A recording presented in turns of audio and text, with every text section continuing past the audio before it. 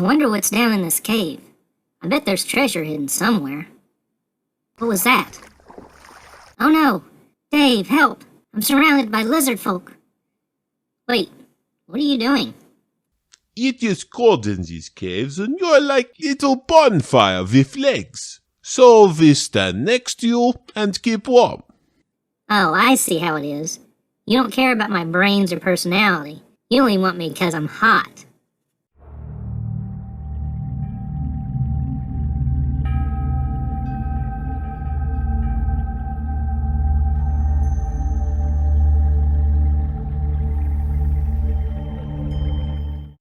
Good morning, everyone. Today we'll be delving back into Broken Chain, my current island-hopping campaign setting, to explore a brand new 5-room dungeon. This was the first dungeon my players explored in the setting, making it perfect for first-level adventuring parties in your game. It was an ancient shrine to the lizardfolk god Semuanya, and held a unique and powerful treasure, something you may wish to include in your own campaign in case one of your player characters finds themselves in dire straits. So with all the introduction out of the way, let's dive into the Shrine of the Lizardfolk. This dungeon begins as a watery cave filled by a shallow spring to one side. The water pours over a natural stone ledge just a few feet high and into a large pool before spilling out the entrance as a narrow stream. The cave is lit by candles on the stone ledges and floating in the pool next to flowering lily pads. Large stone slabs just below the water lead to a statue of the lizardfolk god Semuanya, his hands outstretched but empty. The entrance to the main shrine is guarded by two powerful entities, an earth elemental and water elemental. However, these guardians and the entrance itself are hidden. Only by obtaining a special key can your players open the shrine. This key comes in the form of a jade egg, a lost treasure of the lizard folk who worship in this shrine. Obtaining the jade egg should be handled as part of the adventure leading up to the shrine. In Broken Chain, the jade egg had a mild curse that attracted lizard folk in the immediate vicinity. It was held by an unscrupulous captain who had given the party safe passage to the islands of the Broken Chain, but immediately abandoned them on the first island along with the jade egg in order to avoid the curse. To learn more about their adventures, check out my Broken Chain playlist in the description below. Once the jade egg has been procured, placing it in the hands of the statue will open the hidden shrine below.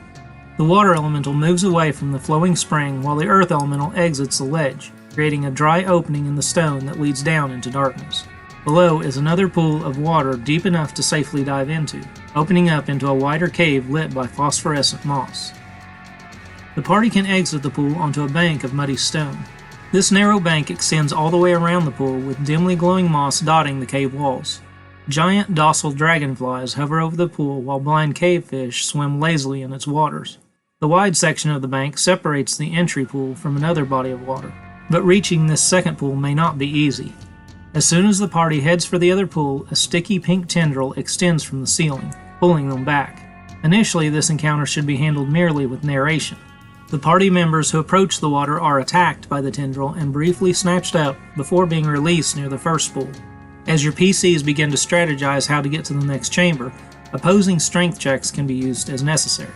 The tendril is actually the sticky tongue of a giant chameleon camouflaged to blend in with the stony texture of the cave. The lizard is hungry enough to attack the PCs, but not strong or big enough to eat them. Your party will need to find out what is attacking them and find a way to get past it if they want to continue. The second chamber is another dead end. However, the pool itself contains an underwater passage leading deeper into the hidden shrine. Your party will need to explore the water to discover this passageway. If none of your PCs can breathe underwater, this could become a tense scenario, as they would have no idea how far the watery tunnel goes. Use this to your advantage to build tension before they reach the final chamber and the climax of the dungeon. Exiting the underwater tunnel leads the party to the final room of the dungeon, another water-filled chamber with a tiny island in the middle surrounded by 4 bubbling geysers. Sitting on the island is an ancient lizardfolk shaman by the name of Natha. The lizard woman guards this natural shrine to Semuanya and will immediately attack uninvited guests. Natha uses a stat block for a standard lizardfolk, but also has access to several druid spells. This includes Vine Whip, Thunderwave, and a new spell called Freeze. This is a first-level transmutation spell that otherwise functions like Entangle, but only in water. As the battle progresses, large bubbles rise from the 4 geysers at the beginning of each round. At the end of the round, the bubbles rush toward Natha, healing the shaman for 1d4 hit points each. Players can use their reaction and a slashing or piercing weapon to burst a bubble, preventing it from reaching the shaman. Notha has been trapped in this cave for an unspecified amount of time, hibernating for much of it. If your party acts quickly and diplomatically after entering the chamber, they may be able to convince Notha that they are friendly, avoiding the battle and giving her an opportunity to return to the outside world. Defeating or befriending the Lizardfolk shaman will grant the party access to the shrine's powers. This can take many forms depending on how punishing you want to make your campaign and how much of a safety net you choose to offer your players. At its most basic form, the shrine can remove diseases and neutralize poisons for characters exposed to the bubbling pools. Other effects may include granting temporary hit points, lesser or greater restoration, or even resurrection for more deadly campaigns. Of course, using such effects would require the party to return to the shrine, making it highly useful but inconvenient. You can also offset these powers by requiring the PCs to complete a side quest each time they return, such as fighting off pirates who want to claim the shrine as their own, or searching for the Jade Egg once more after it has been stolen. Choose whichever effects and challenges are appropriate for your campaign and gaming group in order to take advantage of this unique dungeon setting.